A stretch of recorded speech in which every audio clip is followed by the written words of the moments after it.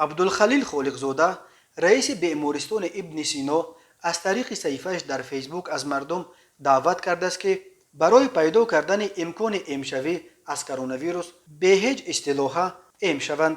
عبدالخلیل خالقزاده نوشت که خود او روز 19 ایون یکی از آخرین کارمند بیمارستان ابن سینا بود که به ضد کرونا ویروس ام شد. برای ام شدن من چندین عامل را به حساب گرفتم. یکم، واکسینه های به بیمارستان ما داده شده به همه کارمندان و به این جانب هم رسید. دوم، پاددانهای من در طول این مدت پایان آمده و به 1 از 5 رسید، نوشته است خالقزاده. ولی می افزاید او نقطه مهم دیگر این که کارشناسان غربی پس از آن سر و صداهای قبلی به چنین خلاصه آمدند این بود است که عارضه های امکانی به مراتب کمتر از عارضه های بیماری کووید 19 و قابل کنترلند. همچنین می نویسد خالقزاده به اعتماد کارشناسان اپیدمیولوژ یگانه راه پیشگیری پاندمی امکانی است. یک نفر ام شده می تواند صد راه سرایت یافتن ده نفر نزدیکانش گردد. یادمان نرود که 5% مبتلا شدگان به بیماری مذکور آن را وزنین میگذرانند.